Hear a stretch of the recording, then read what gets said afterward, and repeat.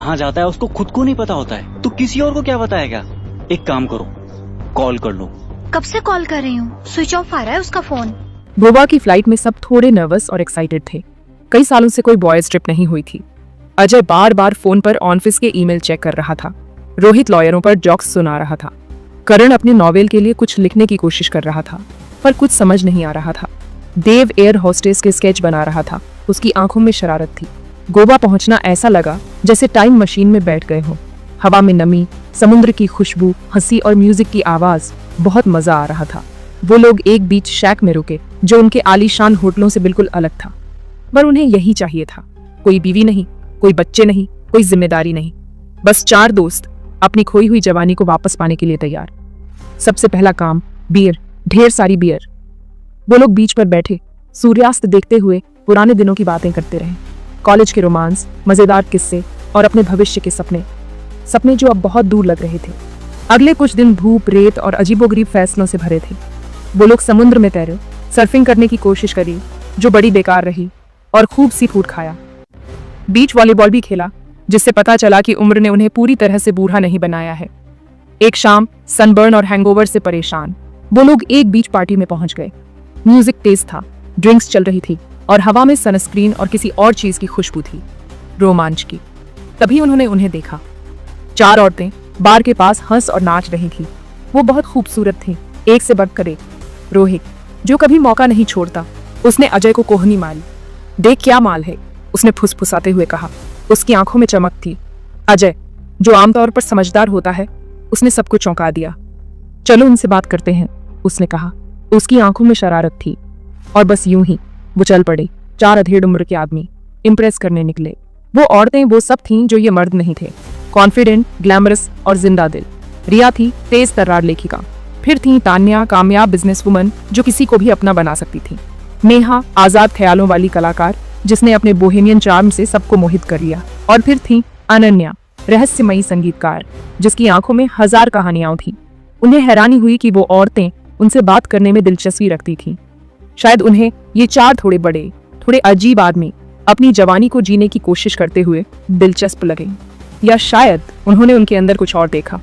कारण जो भी हो, मर्द तो फिदा हो गए। रोहित सबसे ग्लैमरस वाली तान्या के पीछे पड़ गया। अजय रिया की बुद्धिमत्ता से आकर्षित हो गया। करण हमेशा की तरह रोमांटिक अनन्या की शांत तीव्रता पर फिदा हो गया। और देव, जो हमेशा चुप रहता था, नेहा के आजाद ख्यालों से आकर्षित हो गया। रात अपने रंग में आ गई। नाच गाना, दारू और इतनी फ्लर्टिंग की जवान लड़के भी शर्मा जाए। रोहित टकीला के नशे में तान्या को अपनी वकालत से इम्प्रेस करने की कोशिश कर रहा था। मामला उल्टा पड़ गया जब तान्या ने उसे ड्रिंकिंग कंपटीशन के लिए चैलेंज कर दिया। वो हार गया, बुरी तरह। अजय, जो आमतौर पर बड़ा बोलता है, रिया के सामने बोलती बंद हो गई। उसने 2 बार अपना ड्रिंक रिया पर गिरा दिया। उसे हैरानी हुई कि रिया बस हंसती रही। उसकी आंखों में चमक थी। करण स्मार्ट बनने की कोशिश में अनन्या को शेक्सपियर सुना रहा था। उसने अपनी भौहें उठाई और उसे पूल खेलने के लिए चैलेंज कर दिया। देव, जो हमेशा चुप रहता था, उसने नेहा का एक नैपकिन पर पोर्ट्रेट बना दिया। वो इस बात से खुश हो गई और वो दोनों रात भर कला और जिंदगी के बारे में बातें करते रहे। जैसे जैसे रात बीतती गई, एक अजीब सी बात हुई। वो लोग अपने मिड लाइफ क्राइसिस, अपनी बीवियों, अपनी परेशानियों को भूलने लगे। वो बस 4 दोस्त थे, मजे कर रहे थे, खूबसूरत औरतों के साथ। कई सालों बाद उन्हें जिंदा होने का एहसास हुआ। अगली सुबह हकीकत ने उन्हें झकझोर कर रख दिया। सर में दर्द और धुंधली यादों के साथ उठकर उन्हें एहसास हुआ कि उन्हें नहीं पता कि ये औरतें असल में कौन थीं। वो लोग उस पल में इतना खो गए थे कि उन्होंने फोन नंबर या नाम तक नहीं पूछा था। उनके नाम क्या थे? रोहित ने अपना सर पकड़ते हुए कहा। और सबसे जरूरी बात, कल रात हुआ क्या था? अजय घबराहट में अपने जेबों में कोई सुराग ढूंढ रहा था। उसे बस एक नैपकिन मिला जिस पर एक फोन नंबर लिखा था, रिया का नंबर। उन्होंने अगले कुछ घंटे पिछली रात की घटनाओं को याद करने में बिताए। किसने क्या किया, कौन कहाँ गया, और सबसे जरूरी बात, वो इन औरतों को कैसे ढूंढेंगे। ये नशे में की गई पहेली सुलझाने जैसा था। जब वो लोग उम्मीद हारने वाले थे, तोतों का एक झुंड उनके शैक पर आ गया। एक जिद्दी तोता करण के सर पर बैठ गया, हिलने का नाम नहीं ले रहा था। उसके पैर में एक छोटा सा लिपटा हुआ नोट बंधा था। सूर्यास्त के समय बरगद के पेड़ के नीचे मिलो, उस पर लिखा था, और बियर लाना। बस इतना लिखा था। बरगद का पेड़ एक मशहूर जगह थी, एक विशाल पुराना पेड़ जिसकी शाखाएं दूर तक फैली हुई थी। और जाहिर है तोतों के जरिए भेजे गए गुप्त संदेशों के लिए भी यही जगह थी। किसे पता था। जैसे ही सूरज ढलने लगा, बीच पर लंबी परछाइयां पड़ने लगी। वो लोग नर्वस होकर अपनी बियर पकड़े इंतजार कर रहे थे। उन्हें ज्यादा इंतजार नहीं करना पड़ा। औरतें आ गईं, पहले से भी ज्यादा खूबसूरत लग रही थी, लेकिन इस बार उनके चेहरे के भाव अलग थे। पहले वाली चुलबुली अदा गायब थी, उसकी जगह एक ठंडा रवैया था। हमें बात करनी है, रिया ने कहा। उसकी आवाज में दृढ़ता थी। हम जानते हैं कि तुम कौन हो। वो लोग जम गए। क्या उनकी बीवियों को उनके इस एडवेंचर के बारे में पता चल गया था?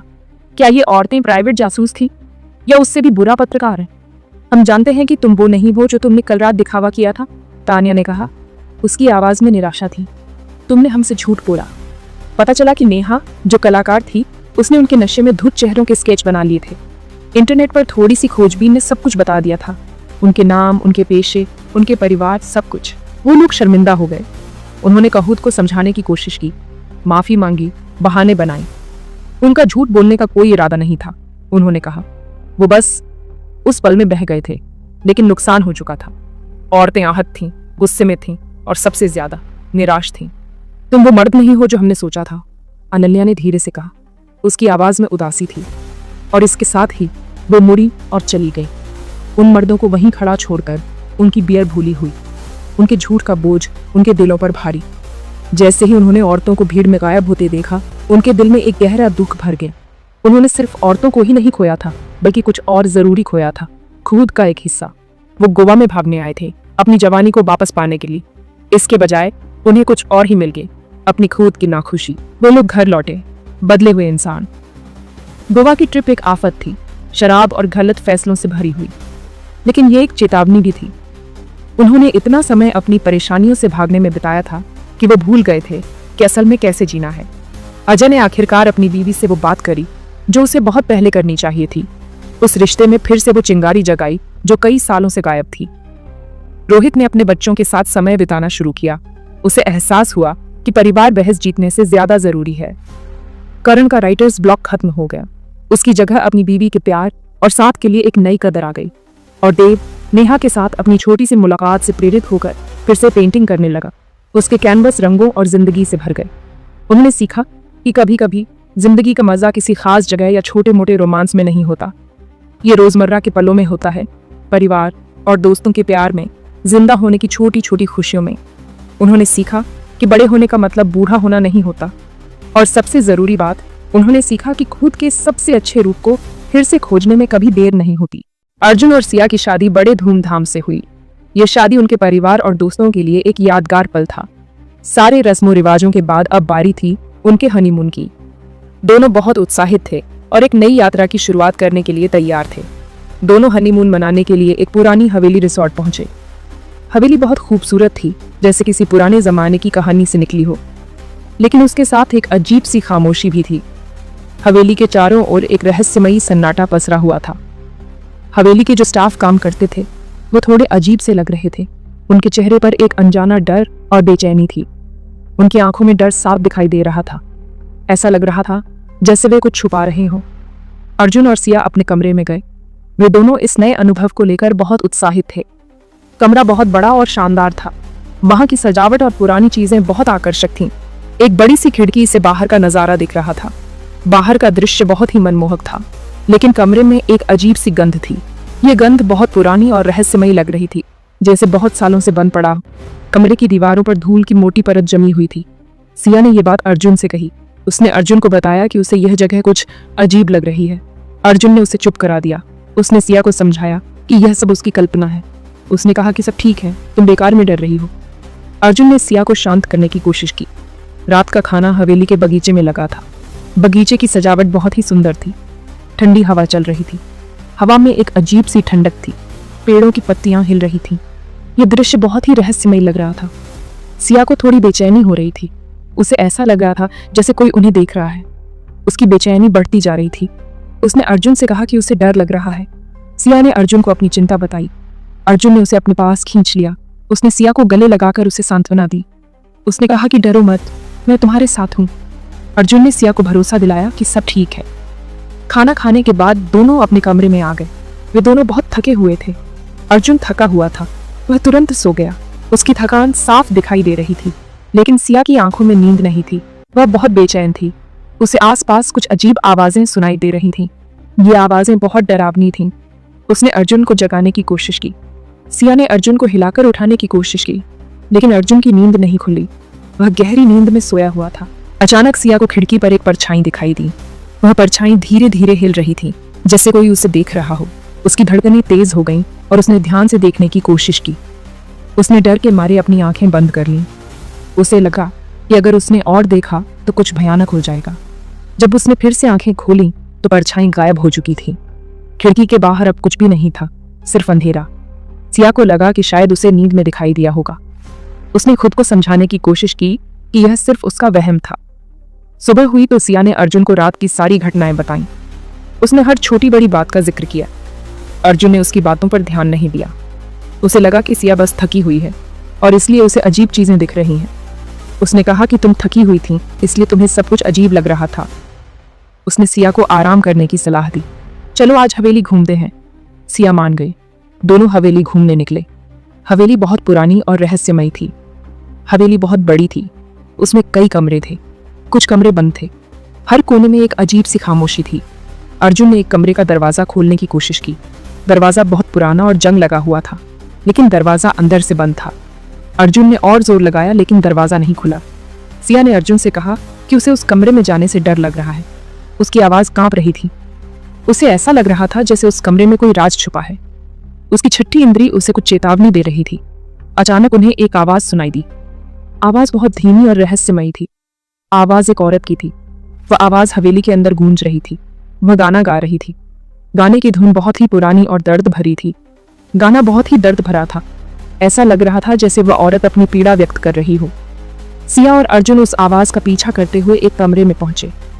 कमरा खाली था, वहां कोई नहीं था, लेकिन गाने की आवाज अब भी आ रही थी। आवाज कमरे के हर कोने से आ रही थी। अर्जुन को समझ नहीं आ रहा था कि क्या हो रहा है। वह चारों ओर देखने लगा। सिया डर के मारे कांप रही थी। उसकी आंखों में डर साफ झलक रहा था। अर्जुन ने सिया को चुप कराया। सिया की आंखों में डर साफ झलक रहा था। उसने कहा कि डरो मत, मैं तुम्हारे साथ हूं। हम इस रहस्य को सुलझाएंगे। हम पता लगाएंगे कि यह आवाज कहां से आ रही है। यह जगह अजीब है, लेकिन हमें हिम्मत नहीं हारनी चाहिए। दोनों उस कमरे में घूमे। हर कोने को ध्यान से देखा। उन्हें एक बड़ा सा शीशा दिखाई दिया। शीशा बहुत पुराना था। ऐसा लग रहा था जैसे कई सालों से किसी ने इसे छुआ भी नहीं हो। उस पर धूल जमी हुई थी। धूल की मोटी परत ने शीशे को लगभग अदृश्य बना दिया था। सिया ने शीशे को साफ किया। उसने धीरे धीरे धूल हटाई। जैसे ही सिया ने शीशे को साफ किया, उसे कुछ अजीब महसूस हुआ। शीशे में एक औरत की परछाई दिखाई दी। वह परछाई बहुत ही धुंधली थी। औरत ने लाल रंग की साड़ी पहनी हुई थी। उसकी आंखें बहुत ही डरावनी थीं। उसके बाल खुले हुए थे। बालों की लटें उसके चेहरे पर गिर रही थी। उसके चेहरे पर एक अजीब सी मुस्कान थी। वह मुस्कान सिया के रोंगटे खड़े कर देने वाली थी। सिया डर के मारे चीख पड़ी। उसकी चीख पूरे कमरे में गूंज उठी। अर्जुन ने सिया को पीछे खींच लिया। उसने सिया को अपने पास खींचकर सुरक्षित महसूस कराया।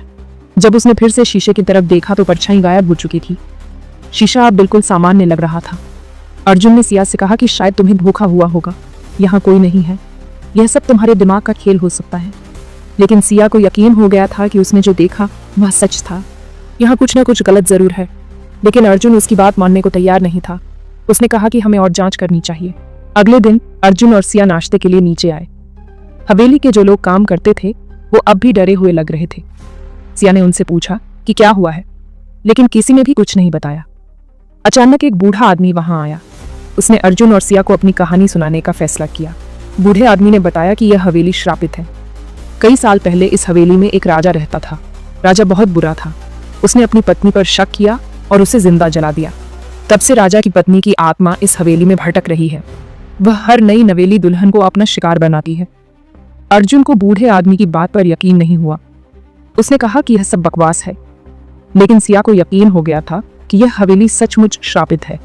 उसने अर्जुन से कहा कि हमें यहाँ से जाना चाहिए। लेकिन अर्जुन ने फिर से उसकी बात नहीं मानी। उस रात अर्जुन और सिया अपने कमरे में थे। अचानक कमरे की लाइट चली गई। चारों तरफ अंधेरा छा गया।